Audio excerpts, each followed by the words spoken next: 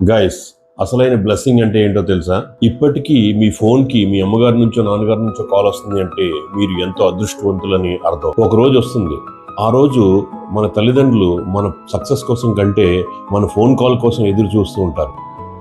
వాళ్ళకి అన్నిటికంటే మన టైం ఎక్కువ అవసరం అవుతుంది, కానీ ఆ టైంలో మనం చాలా బిజీ అయిపోతాం.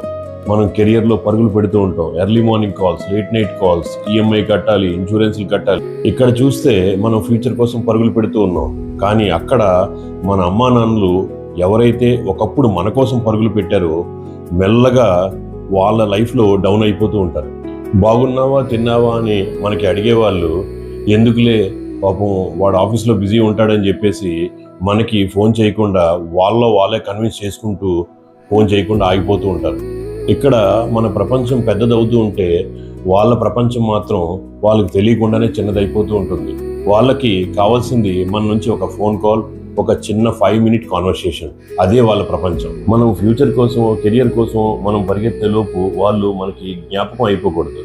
ఎందుకంటే క్యాలెండర్లో మనకి ఏదో ఒక రోజు ఫ్రీ టైం దొరుకుతుంది. ఆ ఫ్రీ టైం రోజున మన అమ్మా నాన్నలకు కాల్ చేద్దాం అనుకునే టైంకి వాళ్ళు మనకు దొరకకపోవచ్చు.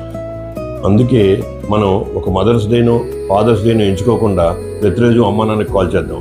ఇప్పుడే మీ ఫోన్ తీయండి, మీ అమ్మగారికి నాన్నగారికి కాల్ చేయండి. Thank you.